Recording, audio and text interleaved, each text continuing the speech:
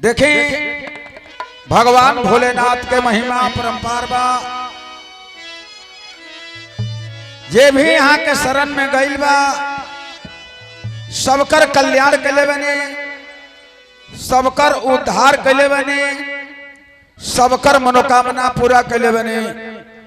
यही से आज विश्वास बा कि आज गांव गांव गली गली घरे घरे यहाँ के चर्चा होता, यहाँ के गुणगान होता, यहाँ के बखान होता।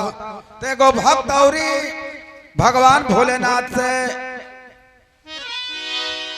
विनती करतनी, प्रार्थना करतनी, आरजू करतनी। एक लाइन यहाँ गुरु बहिनल वाला गीत लागता, वो गीत हम बताई ना, वो गीत बताई ना। एगो गुरु बहिना गौले बाड़ी, वो हर जगह गीत गावे लायक नहीं थे, लेकिन गौला से ही अंदाज मिल जाए कि कौन गीत हो, कैसे भक्त के भाव लागल बा। एगो भक्त अपना धर्म पत्नी के समझावता रहन कि देखो काम कैला से केहू के फुर्सत नहीं मिलत, समय निकालो आ चलो भगवान भोलेनाथ के दरबार में, चलो तुहार कल्याण हो जाई, तुहार उद्धार हो जाई, तुहार हर मनोकामना पूरा हो जाई। कैसे वो अपना धर्म पत्नी के समझावता रहन आ कहता रहन,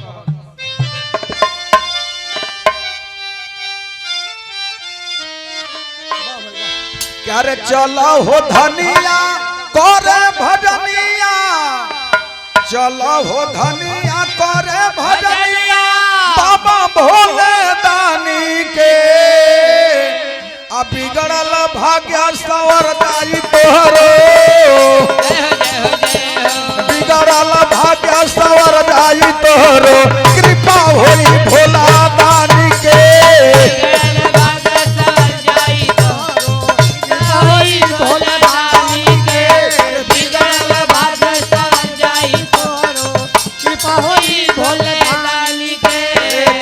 हो धनिया करे भजनिया बाबा भोले दानी के, धनिया करे भजनिया बाबा भोले दानी के।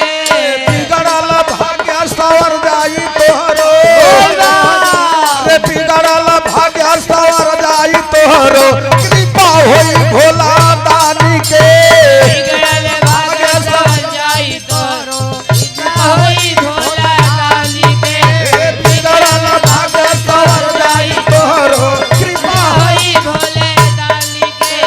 हे देवो में देवा महादेव जी कहानी, देवो में देवा महादेव जी कहानी। आदि शक्ति संगे संगे रहे निभावानी, आदि शक्ति संगे संगे रहे निभानी। अरे आदि शक्ति संगे संगे रहे निभावानी। आदि शक्ति संगे संगे रहे निभानी। गुड़ गवोता शोभे केहू, गुड़ गवोता शोभे केहू, बोल बम बम बम पानी के। गवेला सभे कहू बम बम भोला दानी के। गुड़ गवोता शोभे केहू, बम बम बोल के पानी के।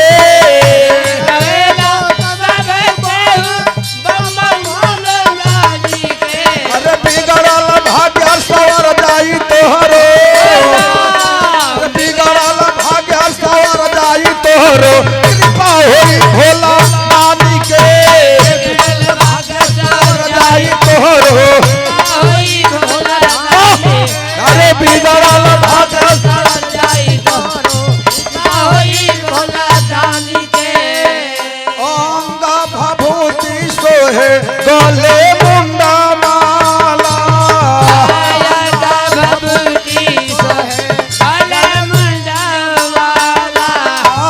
हाथ में त्रिशूल डमरू सोहे मृग छाला।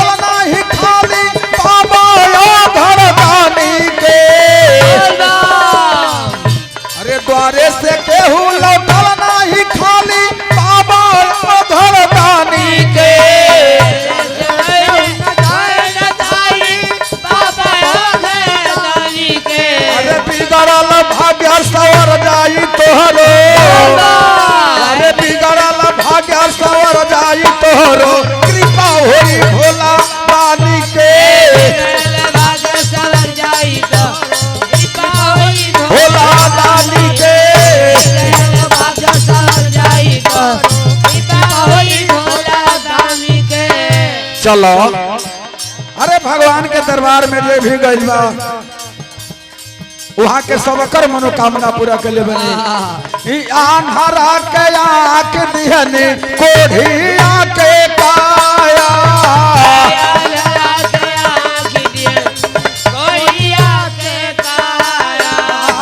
बाढ़नी के पुत्र दिहनी धनी उनकर माया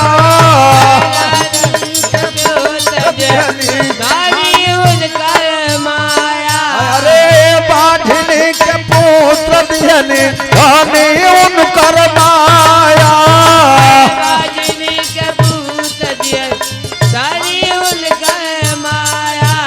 जे जवन मांगल देने बानी जे जवन मांगल देने बानी ज्ञानी और ज्ञानी के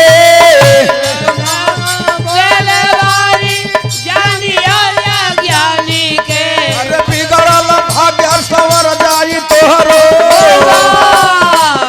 अरे बिगड़ल भाग्य सवर जाई तोहरो कृपा होई भोला दानी के बिगड़ल भाग्य सवर जाई तोहरो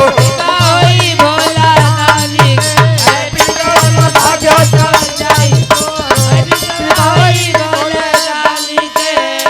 जितना बिगड़ल बा समय भगवान भोलेनाथ के कृपा हो जाए तार मोय मनोकामना पूरा हो जाए चलल जाई।